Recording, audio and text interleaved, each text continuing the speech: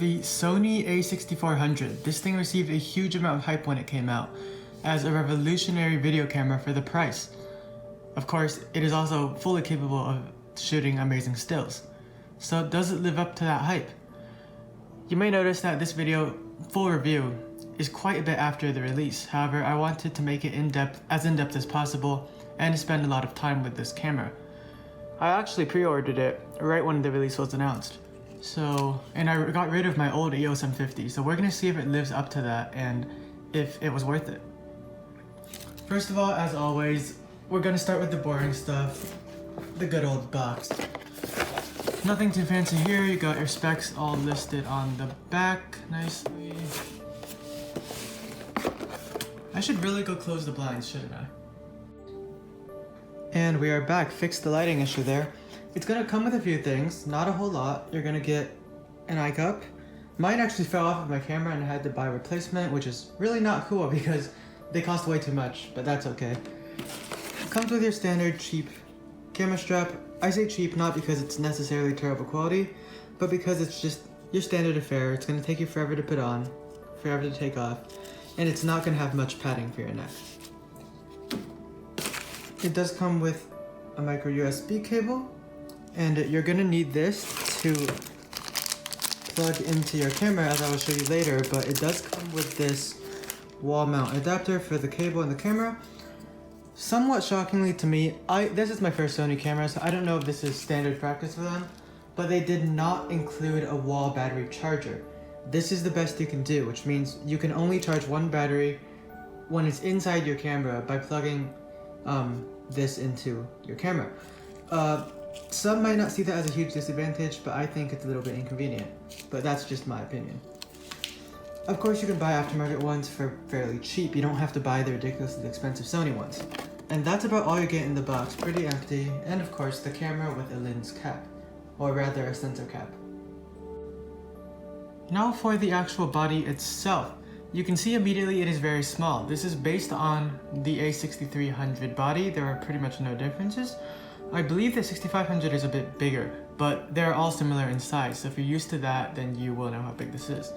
The grip is your standard A6300, kind of relatively small grip. However, for a camera of this size, you really can't complain.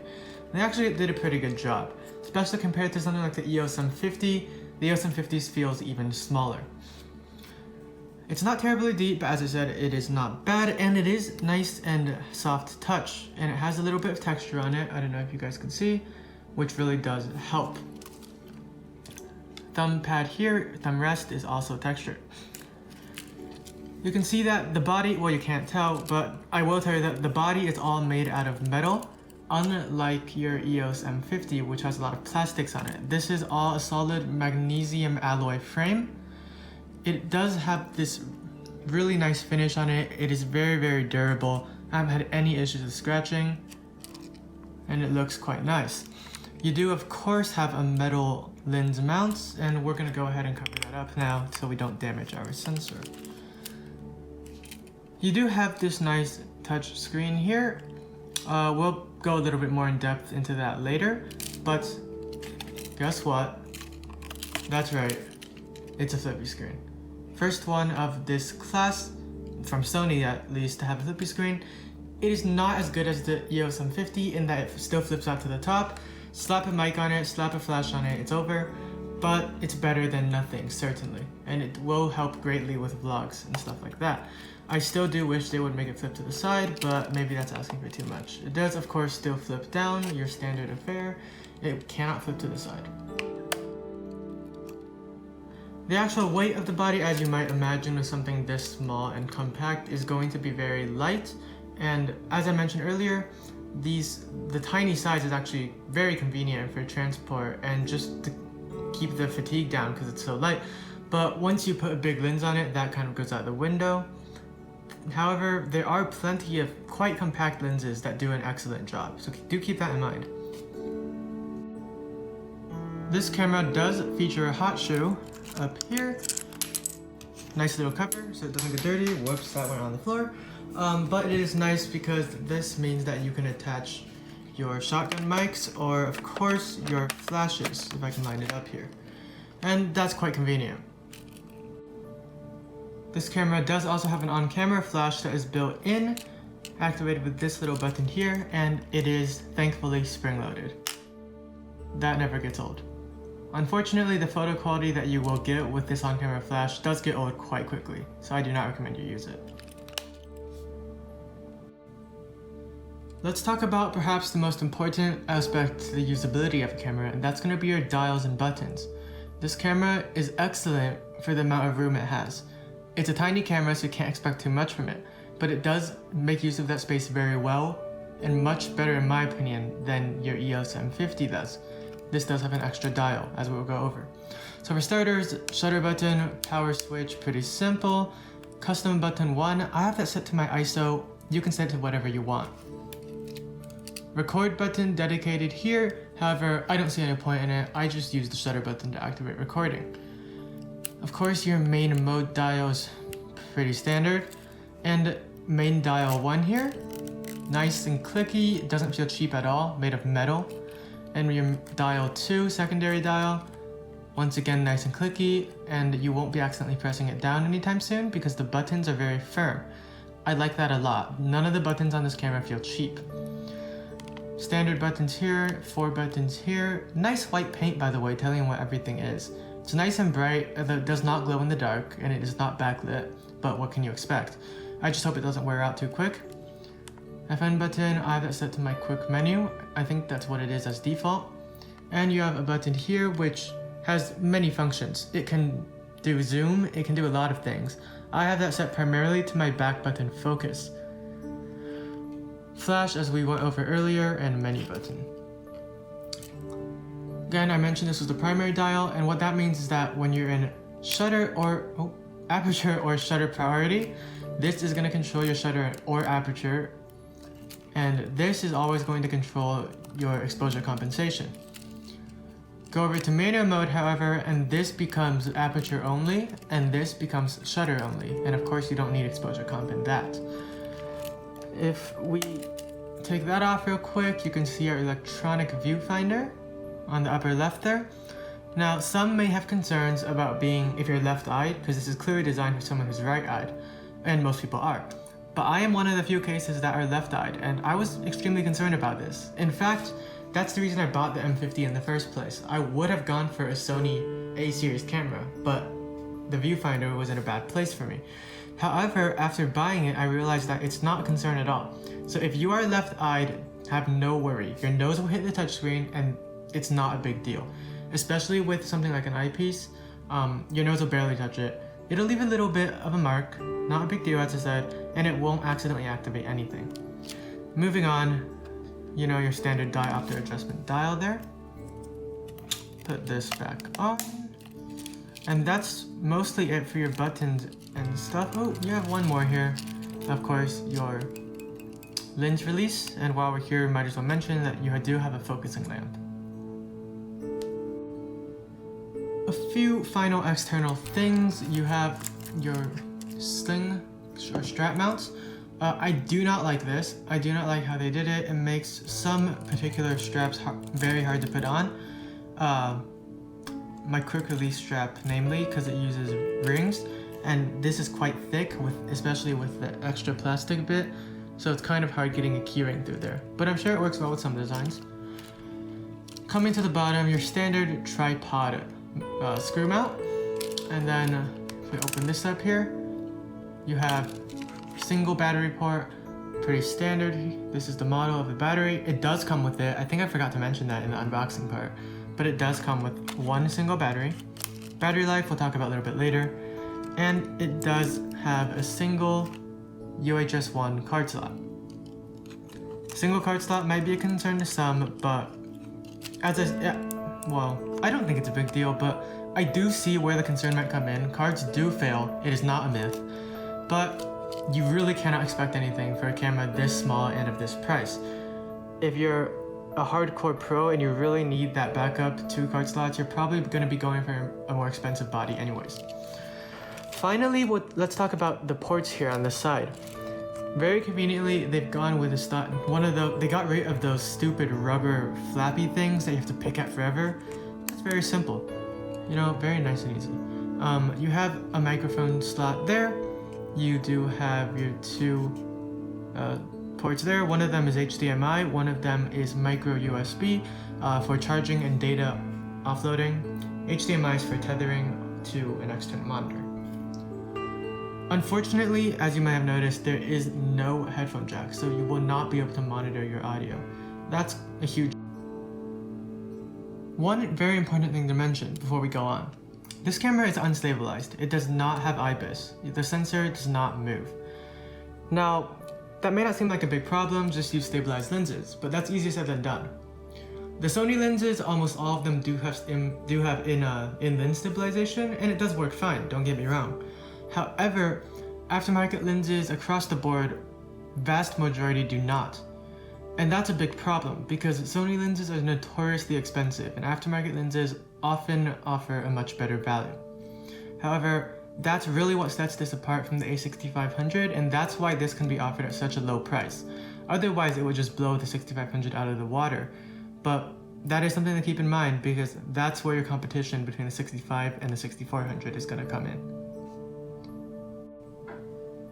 Seeing as 2 out of the 3 of my lenses are unstabilized, this comes as a huge detriment to me, and it can be a real pain. It is especially bad for video, because you can see all those tiny micro jitters, especially in vlogging when you're walking and stuff like that, so a stabilized lens will be a necessity for that. And as I said, that can be a real pain. Even aside from that, for photography, especially night photography or just in dark areas in general, you'll be finding that you'll need much higher shutter speeds than you may be used to with a stabilized camera. So let's talk about the EVF real quick, because that's going to be one of your main differences between a mirrorless camera and something like a DSLR, maybe a T7i, which you might also be considering. So it is, as I said, in the upper left, and it is 2.36 million dots, which is quite standard and definitely sharp enough for something like this. You're going to be looking at a 0.7 magnification, which isn't bad, and I'll just say it's a joy to shoot with. The colors look very nice in it, and everything looks pretty crisp. You do have manual adjustment for the viewfinder brightness. Oh, well, I can't do it when I'm not looking in the viewfinder, but you can also have automatic adjustment if you would like. And I'm trying to find the menu system is still horrific. Okay, well, can't. Oh, there it is. You can also adjust your viewfinder frame rate. There's a high frame rate mode and a standard mode, so that's always nice. And as you can see, my finder / monitor is in auto mode, and what that means is, do you see this black bar right here? Right to the right of your EVF? I don't know if you can see that. When I put my finger over it, it immediately automatically switches to the EVF. So when anything is over the EVF, which would probably normally be your eye, it'll automatically switch over. So that's very convenient, and that's a pretty standard feature. So how does the EVF look? Well, let's give you guys a look if I can here. This is certainly not ideal, but you can get some idea of what it looks like. It is plenty sharp, and the colors look nice.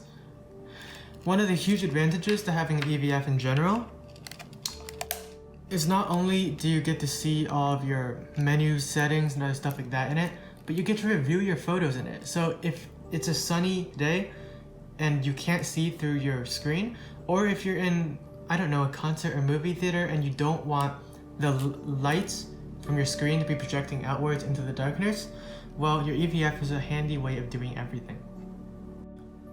Now, let's talk about that 3-inch touchscreen on the back, which, as I said, is now a very nice flippy screen. Don't get fooled by the touchscreen name. It is really pretty much just a normal screen. You do have extremely limited functions. You can touch the focus, you can have touch shutter, which is you tap it and it just shoots, which minimizes camera shake, and you also can use it as a thumb pad of sorts to adjust your focusing point when you are using the viewfinder. And don't get me wrong, those are great features and it's great to have them, and I'm glad they included them. However, it is severely lacking compared to the competition. Not compared to Sony competition, but to other cameras like Nikon and Canon, and especially Canon. Canon has world-class touchscreens that are practically like your iPhone, and they can do pretty much everything through the touchscreen, and it is very nice, very responsive. This, I found that it's somewhat responsive. You sometimes have to click twice, have to click a little bit harder.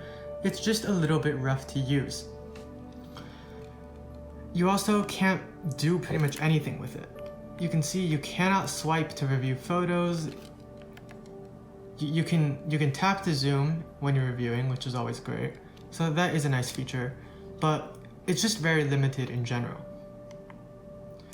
So they really need to step their game up for that. As I said, Canon M50 blows them out of the water for that, but it is losing a dial, so that's kind of your trade-off.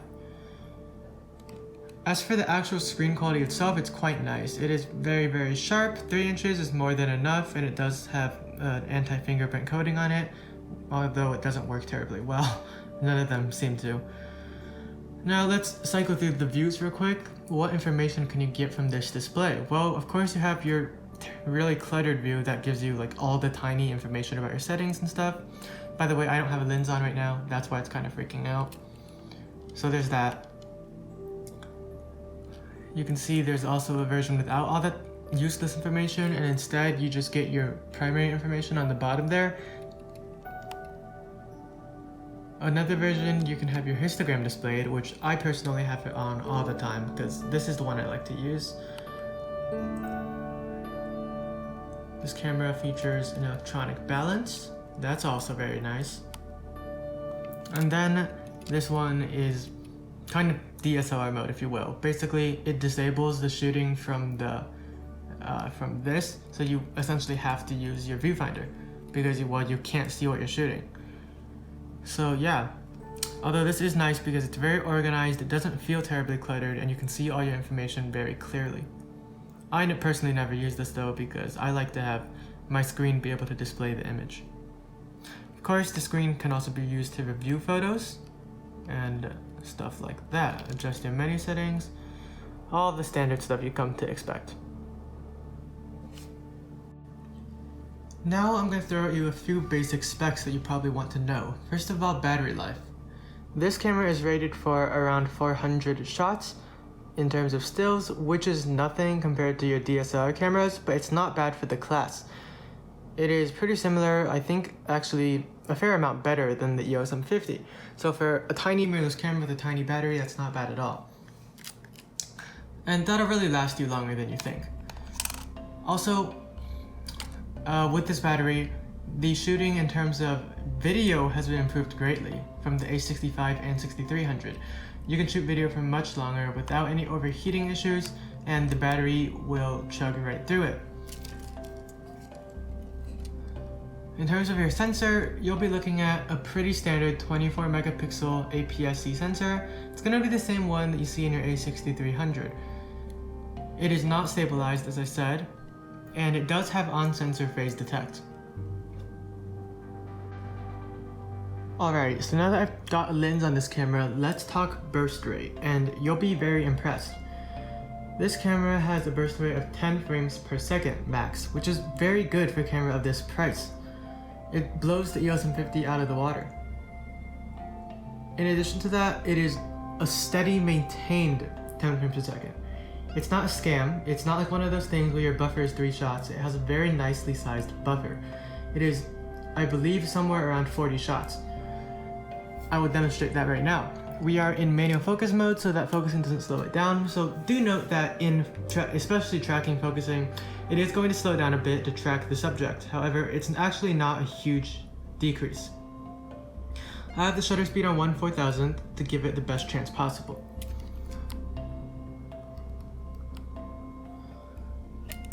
We're on high plus, which is the maximum mode, and let's go for it.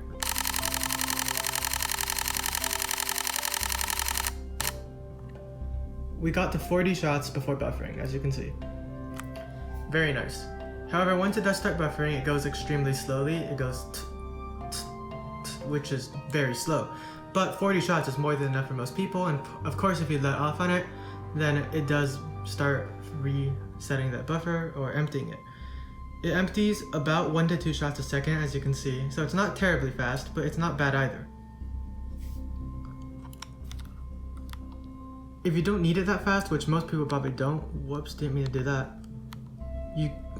Oh, it's writing to the card. Yeah, that's a big problem with these Sony cameras. when it is writing to the card and trying to unload that buffer, it doesn't let you access a lot of the features. But now that we're done with that, you can do continuous shooting high, which is certainly not slow. Oh boy, this again. Come on. Continuous shooting medium, which isn't terrible either. And then continuous shooting low is the slowest possible mode. I don't see any reason why you would use a mode that slow at that point, but it is there for you to choose, which is always nice. By the way, that was in RAW mode. I've now switched to JPEG Extra Fine, which is the largest JPEG possible, so let's see how that does, if it makes any difference.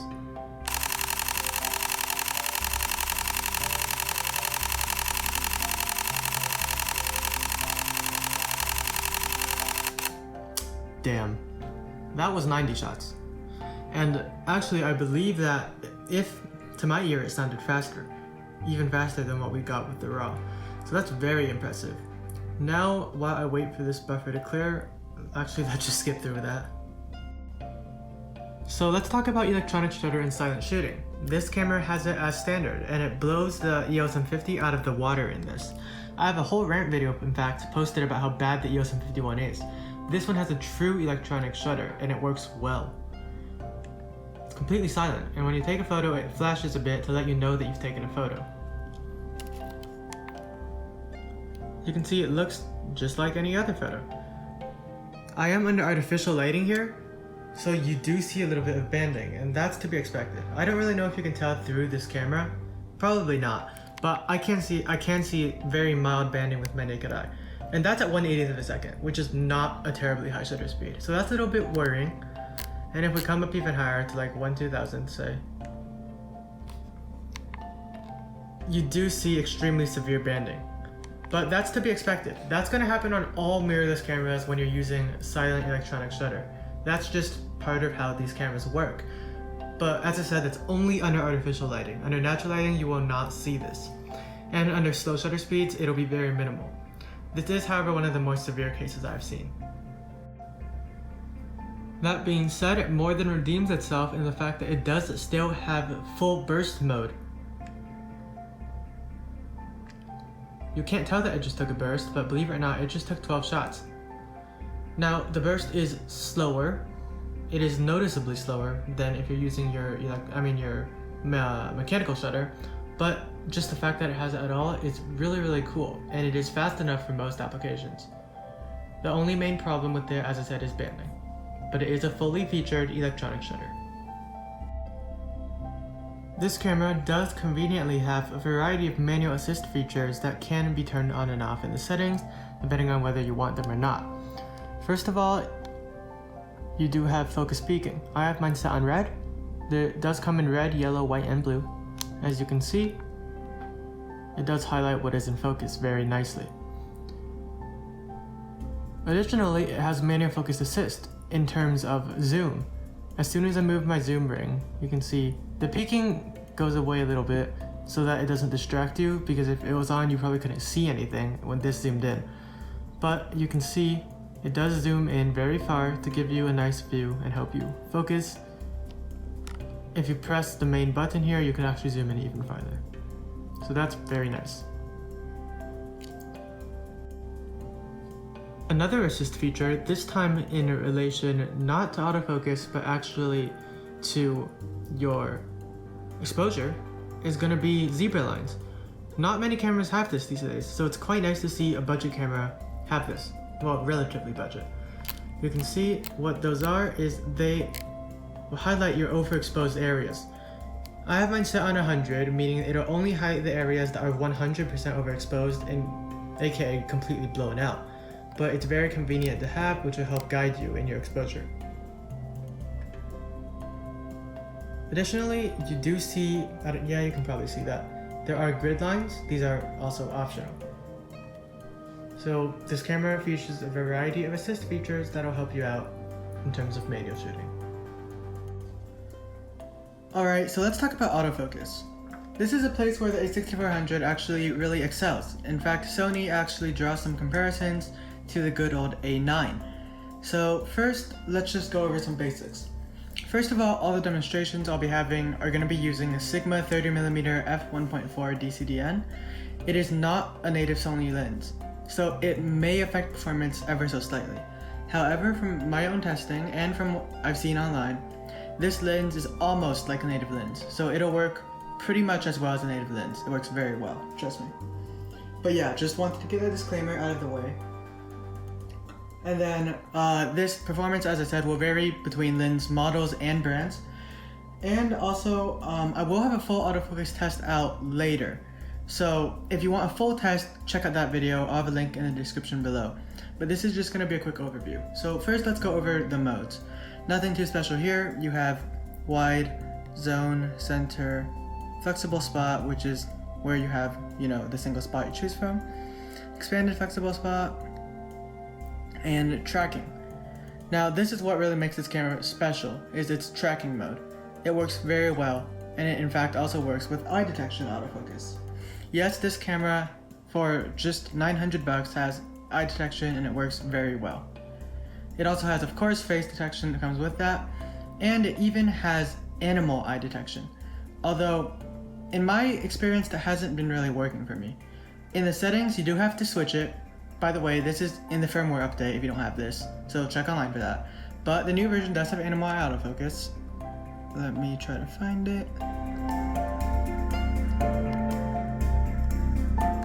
Okay, I probably should have prepared this beforehand. Okay, here we go. So, come into here, you can see you actually have animal eye autofocus. Here, you can switch between human and animal. I'm gonna keep it in human because animal doesn't even really work for me. I know for some people, they got it to work. Doesn't really work for me, just a disclaimer.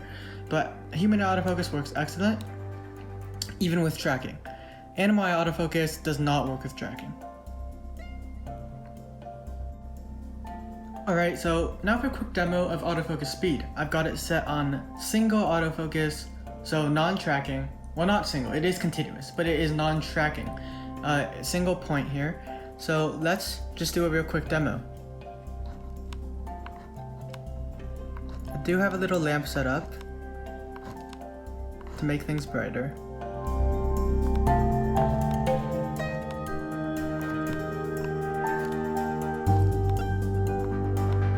So you can see it's very quick.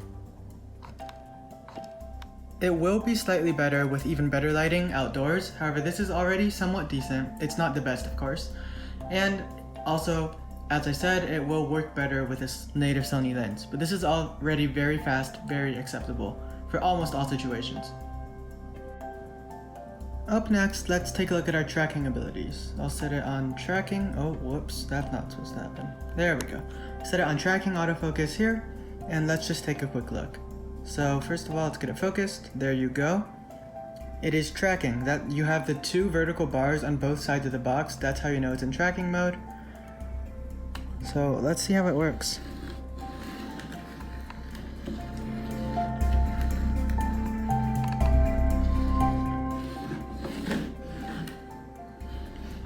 So I can briefly move it off frame and it'll recapture it. Let's see what happens if I leave it for a long time. Now if I leave it for a long time, it'll have a little bit of trouble recapturing, but it'll ultimately still recapture it. So that's very nice. Now let's get a distraction in front of it. Got my other lens here, if we just move it across the frame. Okay, so if it at any point completely covers up, let's get it refocused. If at any point your obstruction completely covers the main object, it will lose the tracking and it'll jump to your distraction, which is not ideal. Let's see if we can do it a bit quicker. Maybe that'll help. So if the distraction is moving fast, like you would probably see in something like sports, then it'll have no problem. You can see it keeps focused just fine when the distraction kind of just flies by. But if it is going really slowly, then it might lose focus. So overall, that's a quite impressive tracking performance for a camera of this size and price. It is not as good as the A9, I can tell you that for sure.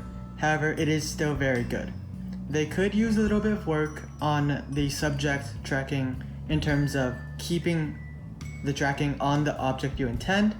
However, who knows, maybe that'll even get better with a firmware update. I guess we'll have to wait and see. But even now, this is really the best photo autofocus you'll see on a mirrorless camera today. Not quite up to par with DSLRs, although even for the same price, the DSLRs don't have tracking. So honestly, it's the best you can get for the price in terms of still autofocus. Now we're going to take a quick look at our video autofocus, and we'll be able to see that while it's not bad, the Canon dual pixel autofocus does kind of blow a little bit out of the water. As I said, now for video autofocus. For starters, we have no tracking, so that's immediately kind of a hit, but it's not too big of a deal. We have some AF drive speed options here. Slow, normal, fast. I'll be doing a few quick demonstrations, and standard responsive tracking sensitivity. Again, I'm not quite sure why it calls it tracking sensitivity, because if we come over here, you do not have tracking available.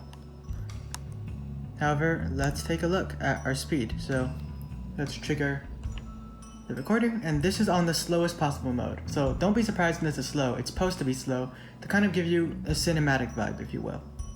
By the way, if you have back button focus on, you can always click back button focus to have it focus instantly and bypass the slow speed. But now for a real demonstration of that speed.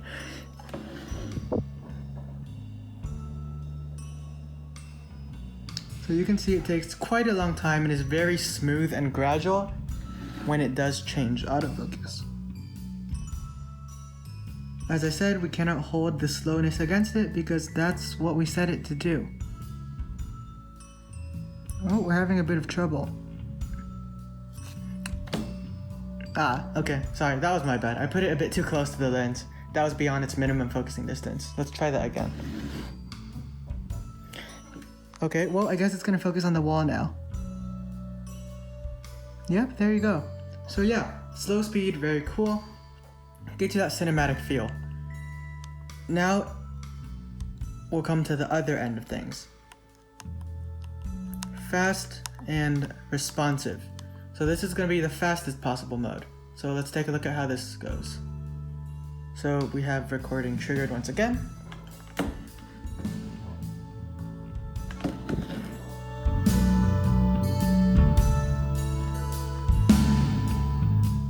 You can see it's nice and fast, yet still quite smooth. It's not jerky or anything. So video autofocus is very good. It's just not nearly as good as our Canon dual pixel autofocus.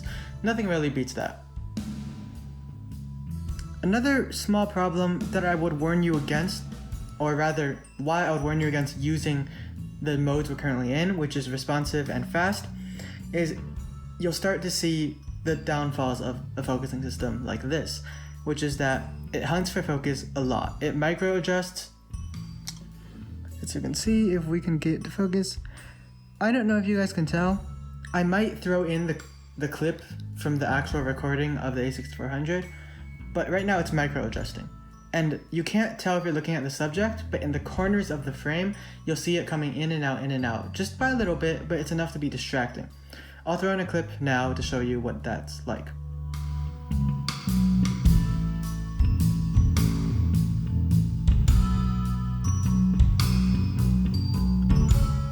Alright, so now you can see how annoying that problem is. However, we can actually solve it quite easily by bumping our settings back down to our normal mode in terms of both tracking and focus speed.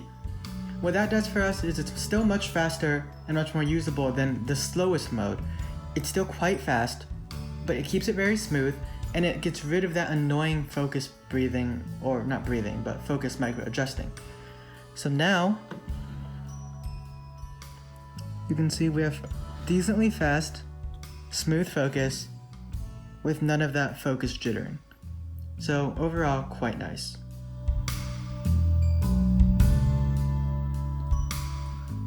Alrighty guys, and now we're going to transition real quick into our photo sample section. First off, let's take a quick look at our ISO test. So we're starting at ISO 100. You can see, as expected, everything looks nice and clean. Up to ISO 200, everything still looks nice and clean. 400, Takes a while to load. These are all unprocessed out of camera raws, by the way. 400 still looks clean. If we start zooming in a bit here into our shadows, we do start to see some noise, but it's nothing bad. So jumping up to 800. Now even zoomed out, you start to see some noise in the shadows. Still very usable, of course. But now we're going to focus in on the shadows here, up to 1600. Here our noise amplified significantly. 3200. There it is. Still usable actually. Actually very usable. Shadow noise is significant, but not horrible. Now 6400. By the way, this part where it spikes every time I switch, that's just the computer processing it. Ignore that. All the way zoomed out, 6400 still looks quite nice, but if we zoom in, you can see our shadow noise starts getting slightly extreme. But as I said, it's still usable. Now, jumping up to 12,800, we start to get into an area where we don't want to really use on a day-to-day basis. Maybe only in an extreme situation. We really start losing a lot of detail here, even in the non-shadow areas. 25.6. Oh, by the way, this was all done by having the camera in aperture priority mode, so it just adjusted the shutter speed accordingly, as I manually adjusted the ISO, of course. And 25,600, it starts to become truly unusable. 12.8, maybe if you really need it, but I would strongly recommend you avoid 25.6. You can see our image begins to fall apart. Now we can extend it farther into 51.2. It just looks horrible now. And then of course we can go all the way up to the ludicrous 1024, and it's, yeah, unusable. And I also noticed that in this extreme extended ISO range, the colors shift for some reason. But yeah, this is totally unusable, obviously. You get this yellow patches everywhere. That's kind of odd. Compare that to our ISO 100, of course. ISO 100 looks nice and clean. So there you go, quick ISO test, nothing too special here. Quite good noise performance. I think it was a little bit better than my EOS M50. The Alpha series has also always been quite nice in this aspect. So yeah, I'd recommend day-to-day use up to 6400, maybe 12.8 if needed. And now we can move on and take a quick look at some of our actual photo samples. After this, we'll delve into video.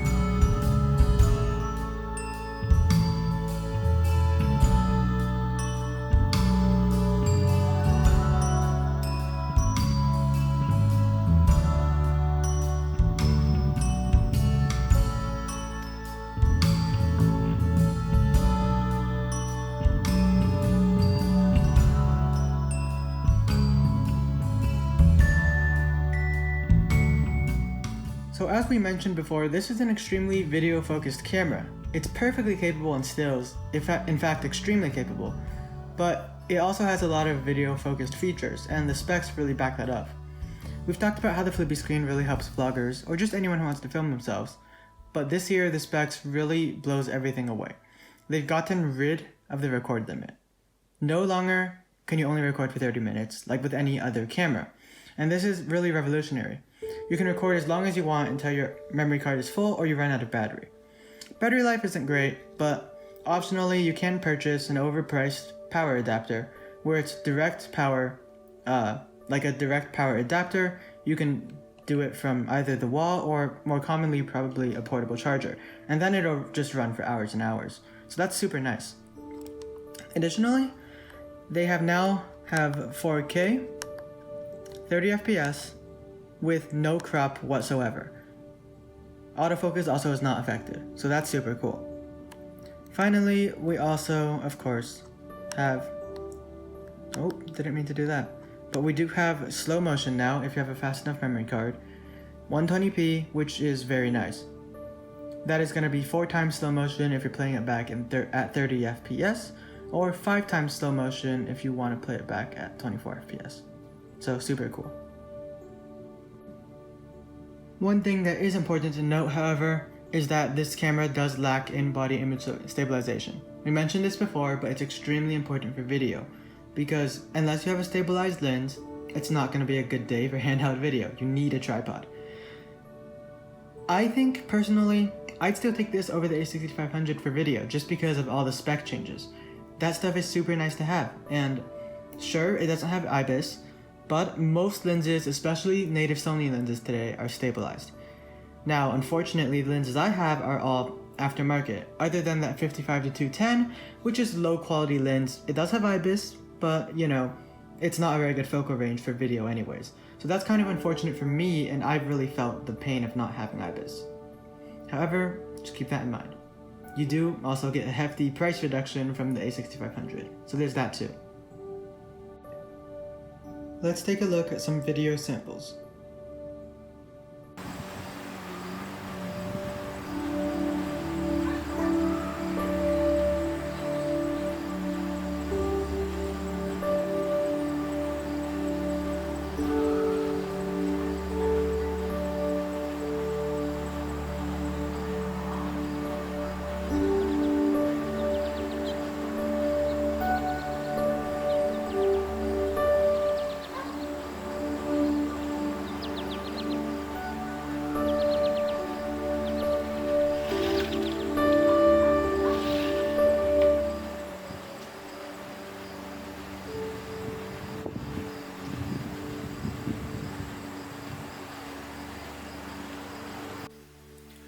Alrighty guys, now for an on-camera microphone test, and while we're at it, we're also doing a high ISO test with 1600 ISO.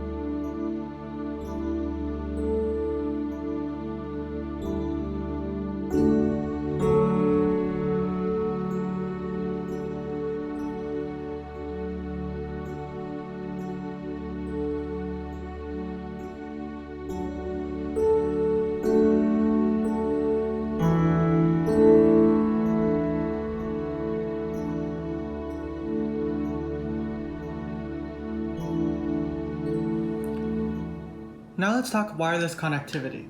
This camera actually does very well in this area, unlike most other cameras. The app is not a huge pain in the ass to use, although it does require one to be downloaded on your phone. However, as I said, it's not a huge pain.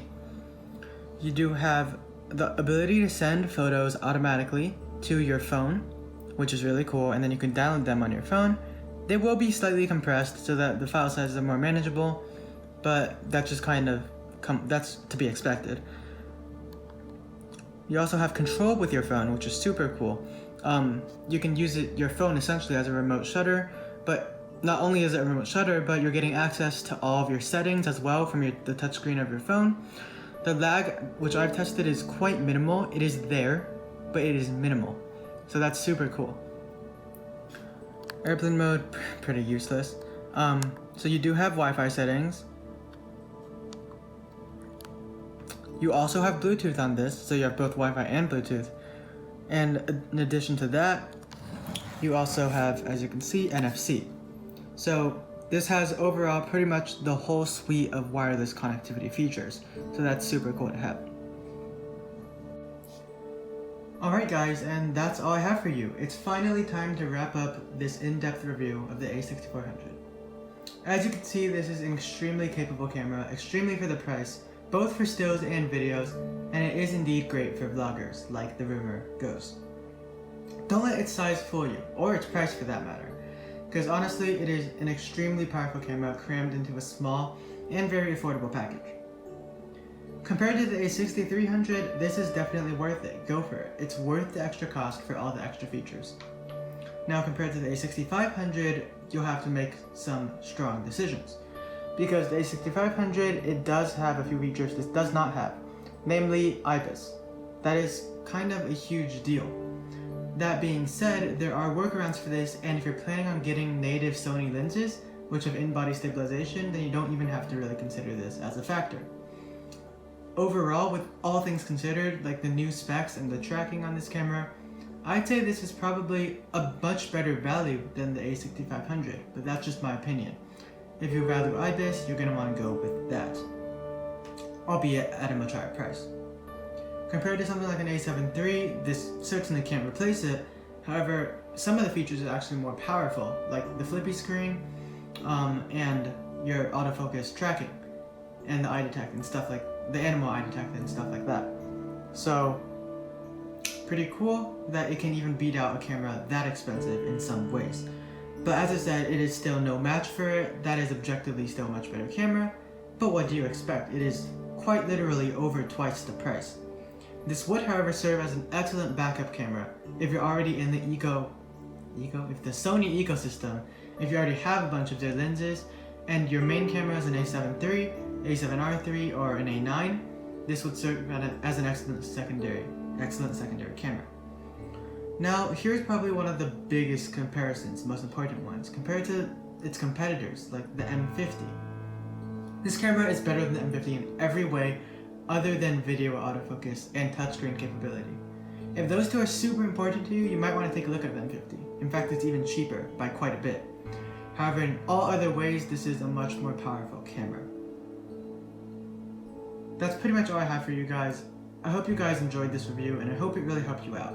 If you have any questions, be sure to let me know below, and I'll be sure to respond to you. Thank you guys for watching, and I'll see you guys next time.